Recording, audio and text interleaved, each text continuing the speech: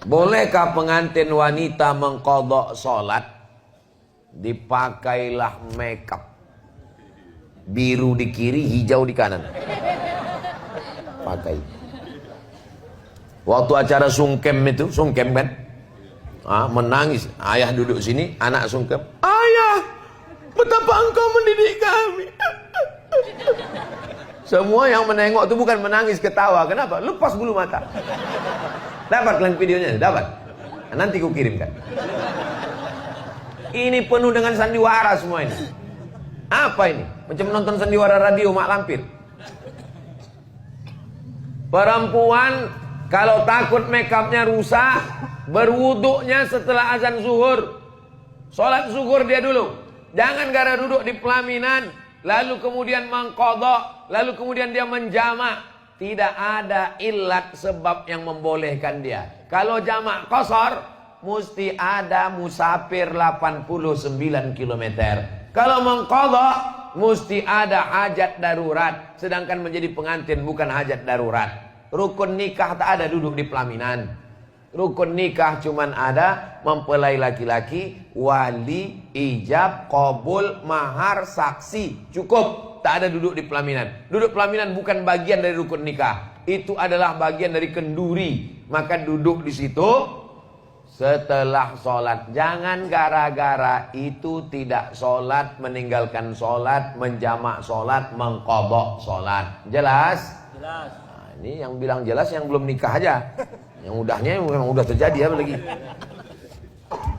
Anak-anak kita, ibu akan menikahkan anak, pesankan baik-baik, jangan sampai tak sembahyang. Di hari pertama nikahnya dia udah melanggar aturan Allah.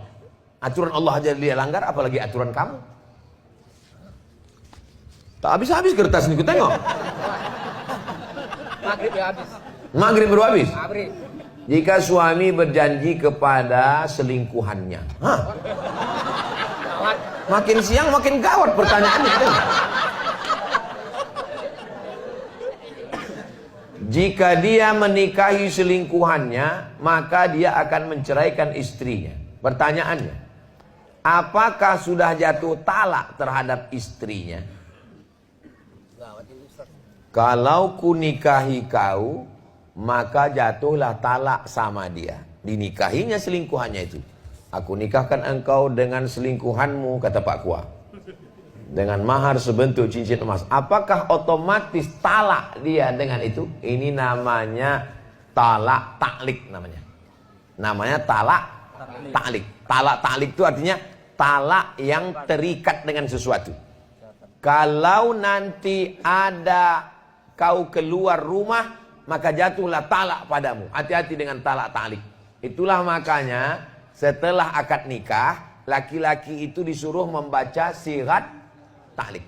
Jika saya meninggalkan istri saya 6 bulan lamanya berturut-turut, tidak memberikan nafkah zahir dan batin, atau menyakiti fisiknya, lalu dia melapor ke pengadilan agama, membayar iwat 10.000 rupiah, maka jatuhlah talak satu-satu saya kepadanya. Itu namanya talak taklik. Hati-hati dengan talak taklik, jangan macam-macam. Nah, bisa dibatalkan taklik nih, bisa dibatalkannya dengan katakan yang kalimatku yang dulu itu tidak berlaku lagi, batal. Nanti kalau aku menikah dengan si selingkuhan ini, kau tetap yang pertama dan dia yang kedua. Setuju? Setuju. Hati-hati kan? Setuju aja. Ibu di Indonesia sudah dijaga, tenang saja. Karena dalam hukum kompilasi hukum Islam Indonesia, laki-laki ini walaupun gagah berani, banyak duitnya, tidak akan bisa menikah sebelum ada surat izin dari istri pertama yang ditandatangani di atas materi yang dulu 6.000 sekarang sudah naik jadi 10.000 dan disahkan oleh pengadilan agama. Makanya ibu sebelum tidur malam yakinkan di dekat tempat tidur itu tidak ada kertas dan materi.